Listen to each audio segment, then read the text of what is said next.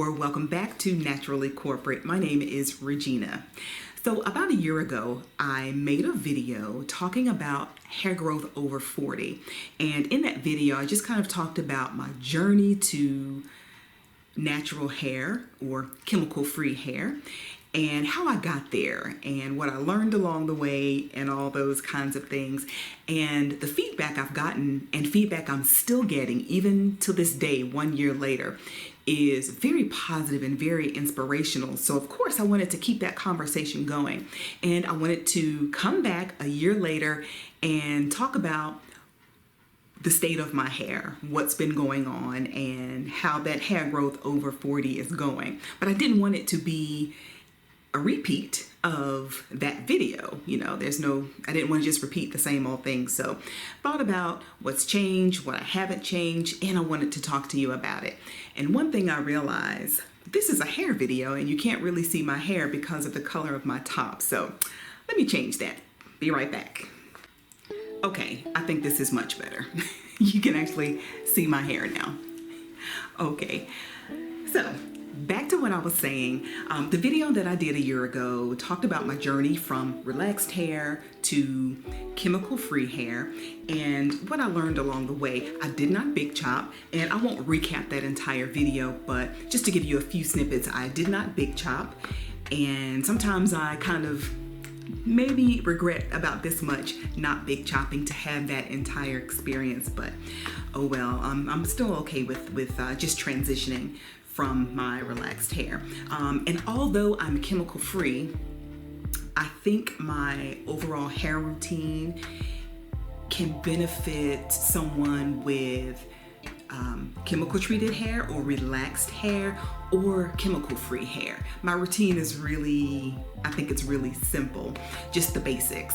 And so the video focused on hair growth over 40, but I also talked about some things that I do to just kind of keep my hair growing and being as healthy as I can possibly get it. So like I said, my hair routine is really simple, but I did take some time to kind of sit back and analyze what I do to my hair day to day, week to week, or even month to month, and kind of jotted down a few notes just to share it with you so you'll see, the tips that I have, or just some information that might be helpful to you. And before I go any further, this is about hair growth over 40, so I just want to show you my hair. This is it. And I'll try to show you the back. All right, I hope you can see it. Let's see. All right, so there's my hair. And so if I pull my hair down in the back, it comes, honestly, and I was surprised myself, it's not super far from waist length. I did not say it was waist length, but I said it's not super far.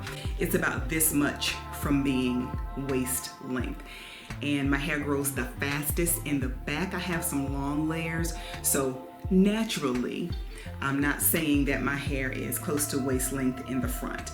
It's not, but my hair is much longer in the back than it is in the front. And when I extend it all the way down, it falls pretty low. But anyway, and actually I flat ironed my hair myself about 2 weeks ago. It's been exactly 13 days, so tomorrow will be a full 2 weeks. And it still looks really good. It is extremely dirty, but it still looks good. And I think today is the last day that I can get away with it because you can see big flakes of dandruff in it, and nobody wants to see that. But I will say, while I'm, this is a great transition into one thing I want to tell you is that my hair is 2 weeks old. I have not done a lot to it in these past 2 weeks, other than every other night or every 2 or 3 days, I put in some flexi rods, and that's just to maintain the curl. And actually, let me back up. The very first night, I don't think I put any flexi rods in, but my hair, it's fine, and my curls majority of the time go flat within 24 hours. So I didn't put flexi rods in it the very first night, but the next night I put flexi rods in, and I just maintain my curls every 2 or 3 days with my 4 trusty flexi rods. And something pretty cool happened that I want to share with you, and this falls right in line with hair growth over 40. I actually gave myself a trim, and how I was able to do that is because a year later, because I could not do this last year, but a year later, I am able to see my split ends. Now, that may not sound like anything to be excited about or, proud about, but that just shows you how my hair has grown in the past year, where I'm able to grab a little section, pull it around, and actually hold it comfortably and see if I have split ends. And I just thought it was a big deal. It was a moment for me. And I'm like, wow, my hair, sometimes it's like watching water boil. It seems like it's taking a long time, but then all of a sudden, bam, you see the results. So that was pretty cool to me. I was able to give myself a trim confidently, because I could actually pull my hair down in front of my eyes and see what my ends looked like. And I'm like, oh, that's what split ends look like, because I'm not a professional stylist, never worked in a salon. The only time I've been in a salon is to get my hair done, of course, but being a novice, it was pretty cool to be able to pull my own hair in front of my eyes and see that I had split ends. So I did give myself a trim. I don't necessarily recommend giving yourself a trim, giving your own self a trim, unless, hey, you're confident in doing so. That's just a touchy area for me, because, hey, if you make a mistake, you may take too much off, and then you just have to wait for it to grow back. But I got my mirror. I flat ironed my hair just all the way straight first, and then I was able to pull it all around and just kind of do the best I could and take off a little bit. And I think I took off probably a good inch. And I know that I needed that trim, because right after, I could literally glide my fingers through my hair all the way to the root. I thought it was easy before, and I didn't realize how big of a difference it would make once I trimmed off those, split ends. I didn't have a lot of them either, honestly, because I don't do a lot to my hair, and I really, really baby my ends. I've talked about that in previous videos, so that was a little milestone I had. I was able to trim my hair because I could pull it around and see it. So again, like I said, I was thinking about how my hair has evolved and what I've learned about my hair, what I've changed and not changed in the past year. And my routine has not changed much. So here's some things I have not changed and continue to do consistently. I shampoo my hair weekly. And now, granted, if I have my hair flat ironed, I will definitely try to preserve the style as long as I can, so that I won't have to use heat so soon again after. But if I'm wearing a flat twist out, and that's my go-to hairstyle for my natural hair, but if I'm wearing a twist out, I rarely do braid outs, but if I do a twist out, I'm shampooing every week, because number one, the style starts to degrade after about 3, 4, 5 days. So I have to shampoo anyway to refresh my style. And because I've got so much product in there, well, not so much product, but because I've got product in there, and if I'm putting on oils or some kind of moisturizing spray on my twist out, I just go ahead and shampoo within a week. Let me tell you this as well. I have dermatitis, so if I go too long, seborrheic dermatitis, so if I go too long, my scalp will itch and flake, and all chaos happens up there. So that's one reason why I do shampoo often, shampoo weekly, because if I don't, my scalp can get really itchy and I start scratching and scratching, and then it gets irritated and all kinds of problems. So I shampoo and condition weekly. I also deep condition just about every single week, and I deep condition with heat. There was a period of time this past summer that I did not deep condition with heat or at all, because my hooded dryer broke, and I was kind of debating what hooded dryer to get, if I wanted to get like the salon grade, which I still might get. My husband told me to go ahead and get it. So I was debating which hooded dryer to get. Did not get the salon grade one. I went ahead and just picked up one because I was in a pinch. I really wanted to deep condition my hair. I got one from the beauty salon, but I do deep condition with heat, put on my plastic cap, and I enjoy that time. And I might have said this in the previous video, but wash day for me, it was a little hectic in the beginning when I was first learning my hair. But now that I've got it down pat and I think I know my hair pretty well, I enjoy my wash day. I typically do my hair at night on a Friday night or Saturday or Sunday, you know, when I have some downtime, most likely not on a work day. But I choose those days because I can make it an experience. I can make it my own little private spa experience at home and enjoy it. And I think by me taking my time with my hair, that lessens my stress level over, man, I didn't get a chance to detangle like I wanted to, or I don't know if I cleansed it well enough, or if I let my conditioner sit long enough. So all those worries go out the window because I take my time and plan my wash day, and I really do enjoy it. I continue to use wide tooth combs. I have more wide tooth combs than I have any other type of combs. And I have about 3, maybe 4. And I try to keep one in each purse and one in the bathroom, because I never know when I'll just, you know, when I may want to run through my hair. But I continue to use wide tooth combs, and that's what I detangle with.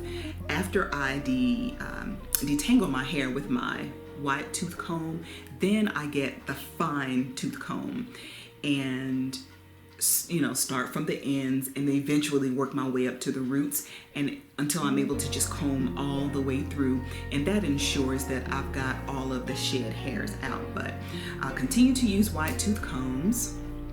And what else? I tie my hair up every night, or I secure it every night with a satin or silk scarf or bonnet every single night.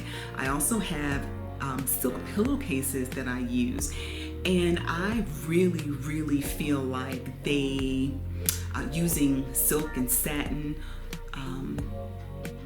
items on your hair really help preserve the moisture that is already in there. It's not going to put any extra moisture in, but if I've deep conditioned and I've got some great products in my hair that have sealed that moisture in, my silk and satin pillowcases and bonnets just help that moisture stay in there. And if you don't have one, or silk or satin bonnet or pillowcase, think about getting one. There are some very affordable ones. Mine are very affordable, I'll just say. So I have two silk pillowcases and about 2 or 3 silk or satin scarves.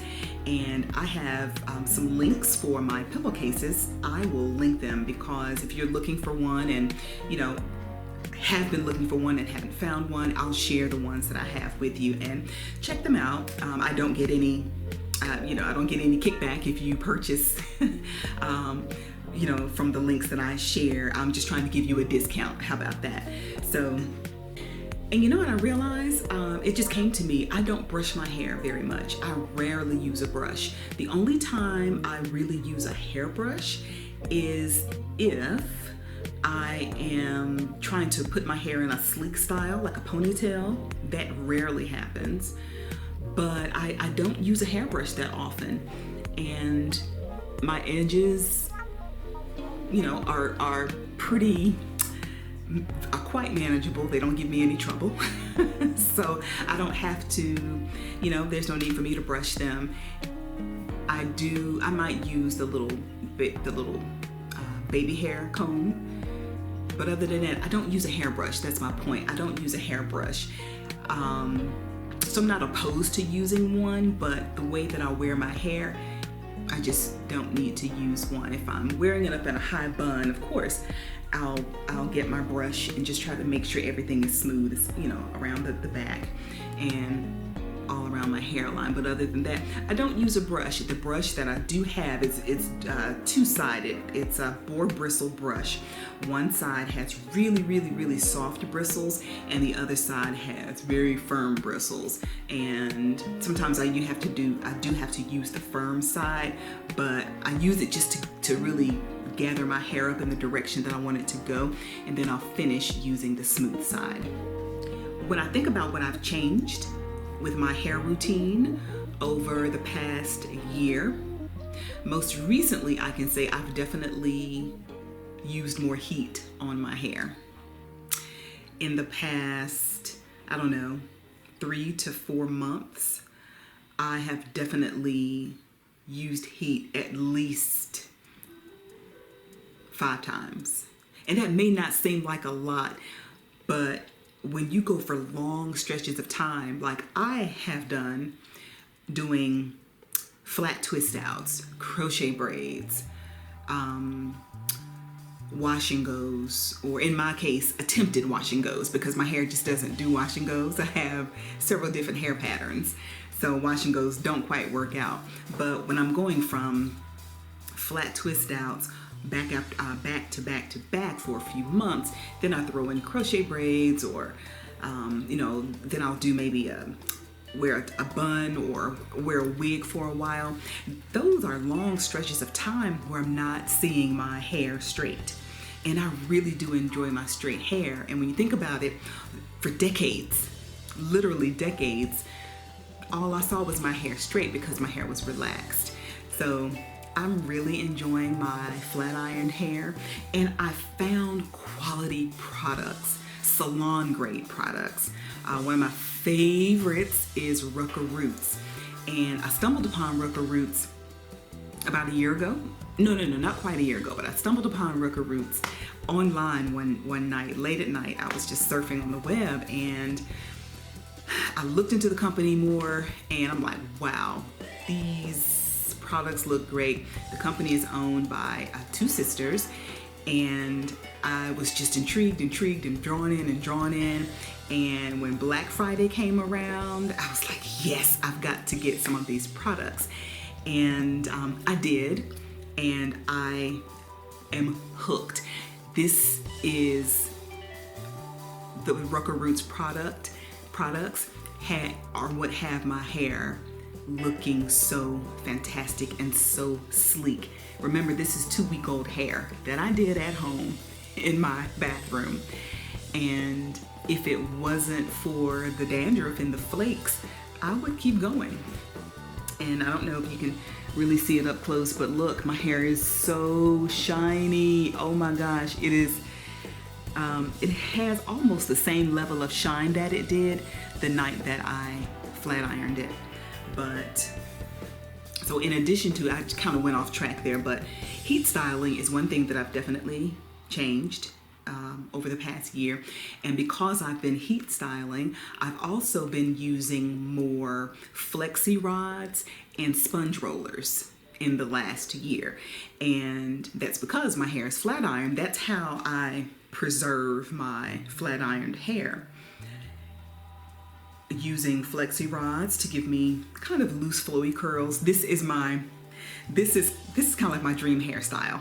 If I could grow my hair, or if my hair would grow another 2 inches or so, I would be very, very much content. I'm content with my hair now, but if someone said, hey, what's your dream hair length or style? This is definitely my dream hairstyle. I love loose curls. And phone's ringing. Hold on. Comment below if you still have a landline. How about that? We still have a landline, and 95% of the calls are telemarketers or spam. That was spam. Anyway, let me know if you have a landline. We still have one. I'm really old school. I don't know. I'm just not ready to give up the landline yet. But anyway, as I was saying, I think I was saying that I use more flexi rods and sponge rollers. I've used them more in the past year because they help me preserve my hairstyle. Sponge rollers are improved from those pink sponge rollers that I used to use, or that my mom would use on my hair when I was a little girl. Beauty supply stores have great sponge rollers. They're black and they have the satin lining around them, so your hair doesn't get dried out from the sponge. But I use those a lot, so I've been using more rollers in my hair over the past year. And that also is a way to protect my hair instead of using heat, like hot curlers or flat iron, to put curls in my hair every couple of days. I use my rollers and still get the same effect. So yeah, I am heat styling more, using rollers more. Oh, and oils. I discovered over the last year that my hair really likes argan oil. And I was just introduced to argan oil for my hair a few months in the summer. And I was like, wow, my hair really likes this. And I say that because I have fine hair, which can be weighed down very easy and get flat. Well, argan oil is, I don't want to say it's the lightest oil out there, but it's one of the lightest. So I can use it every other day on my ends, or if I want to smooth my hair down, and it does not weigh my hair down. So I've used oils a lot more over the past year.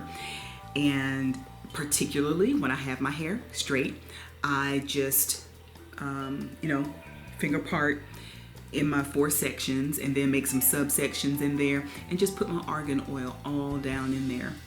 And, just kind of massage it in and make sure it gets in. It absorbs really nice. It just does not weigh my hair down. In addition to argan oil, I use the Canvas Beauty growth serum. It's also an oil, and I don't have it near me, but those are the 2 oils that I know for a fact have, I think, been instrumental in my hair growth, along with everything else that I'm doing. But the oils just seem to really kind of keep my hair in check without it being greasy and lifeless and limp, because this is not greasy, lifeless, and limp. I will say, because I do use a lot of, I use oil every 2 to 3 days. If you have lighter colored hair, whether it's naturally lighter or color treated, just know that if you use oil in your hair, it's going to make it look darker. My husband said, because he knows that I occasionally wear wigs. I haven't worn one since late summer, but he knows that I'll put on a wig. So actually today, he said, are you wearing a hat? Called it a hat. He said, are you wearing a hat? I said, no, I'm not wearing a hat. This is my hair. He said, so why is it so dark? And I had to explain to him that my hair it looks a shade or 2 darker because it's full of oil. And I said, hey, it may be, it may look darker than what you're used to seeing it, but it's beautiful because look at the curls. But anyway, so definitely if you have fine hair like I do and you're looking for, and you like using oils on your hair, give argan oil a try and see how that works for you. It just might be what you're looking for to add to your product stash. I pull my hair up more often, always.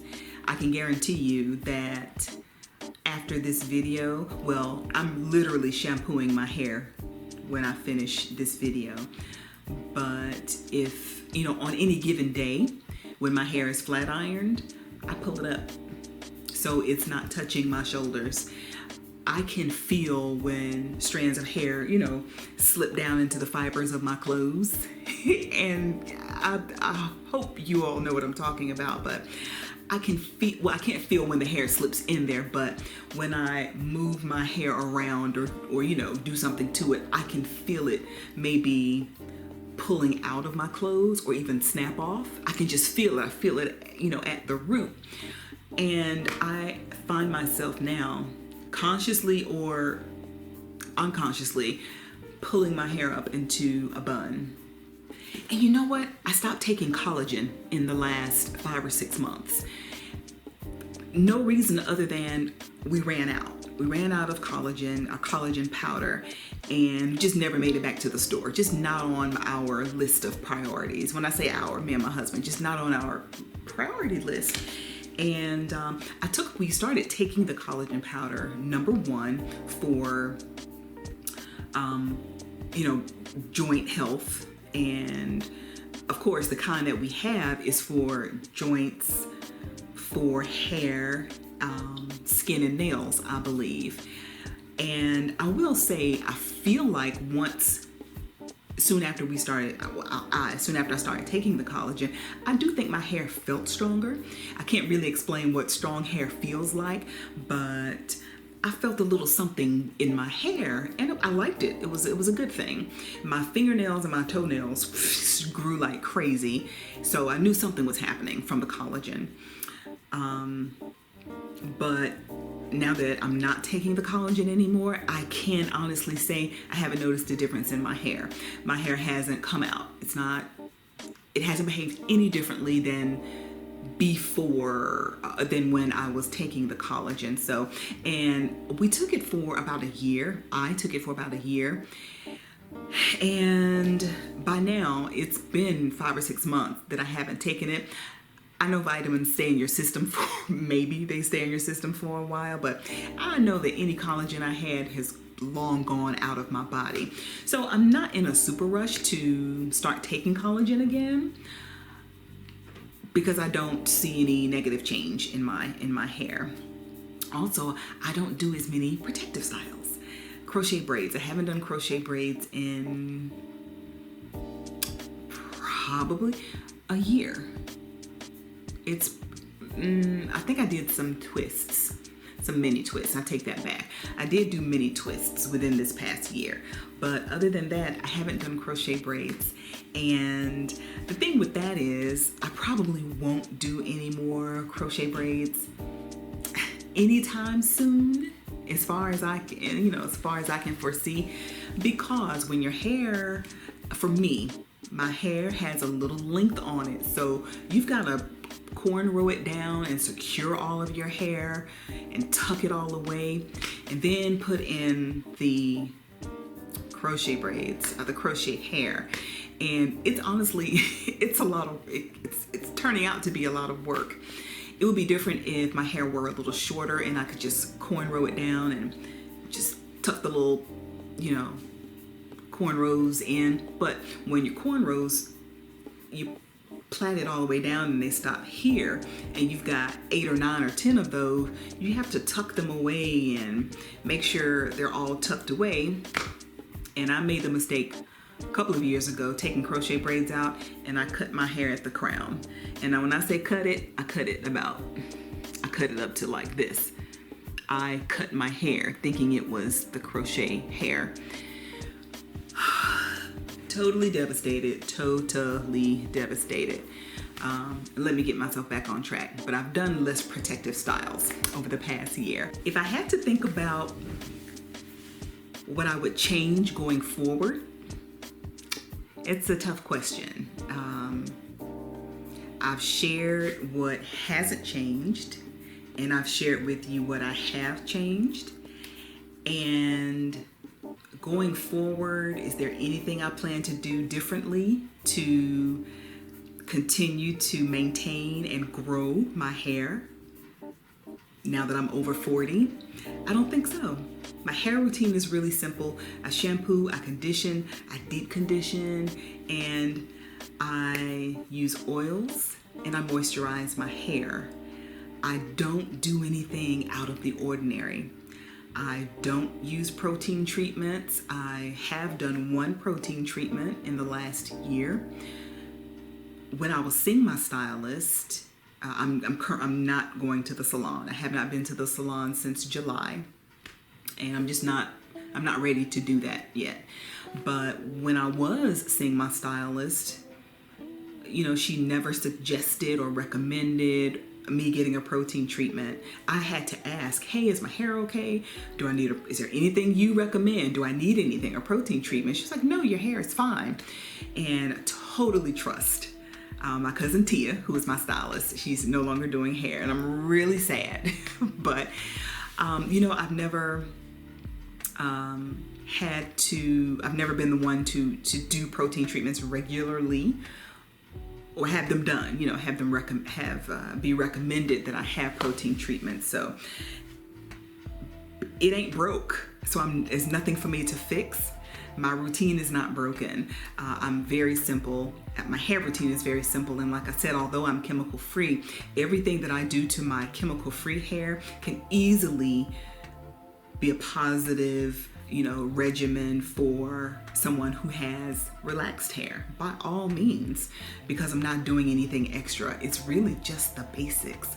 I get my hair trimmed. I was getting my hair trimmed about 3 or 4 times a year. And again, I haven't gone to the salon, so I did give my own self a trim when I did my hair 2 weeks ago. And the only thing I may want to experiment with over this next year is trying a detangling brush. Big whoop, right? I've never used a detangling brush. Denman brushes scare me. I did use one I tried to use one years ago when I was learning my natural hair, and I saw everybody else using Denman brushes. So of course I thought it would work for my hair, but I felt like my hair was being pulled too much. Maybe I should revisit the Denman brush, but I definitely want to try like a tangle teaser or some type of detangling brush on my hair. That is the only thing that I'm interested in changing up in my hair routine. That's it. I'm the lady next door who likes to keep her hair looking nice. And I said in my other video, I don't have the longest hair in the world, by no means, but I'm proud of the hair that I have. I have thyroid disease, so my hair is very vulnerable and can be fragile and susceptible to breakage and falling out and dryness at any moment. I'm aware of that, which makes me appreciate my hair even more. But I am a wife, I'm a mother, I work full-time. My circumstances aren't any different than any of yours. So as a woman, I give a lot. Women give a lot. And most times we give that to others and don't give ourselves that much. At the end of the day or at the end of the week, I make sure that I am on my own list. I'm on my own to-do list. And that's why I set aside time to do my hair. Because we give. And this is what I give to myself. It's time with my hair just to nourish it and to grow and let it thrive. I am still your cheerleader, and I need you to be my cheerleader too. If you have any tips, any suggestions on anything hair related that you want to share with me, by all means do it. This is a great community here on YouTube. If you're watching this video, then clearly you are interested in growing your hair healthy over 40. Oh, and by the way, I was over 40 last year. I'm still over 40 this year, and I'm still even closer to 50 this year. I put myself on the list. and I need you. I need your support. I hope you found some value in this video. And I'll give you another shot of my hair. This is it.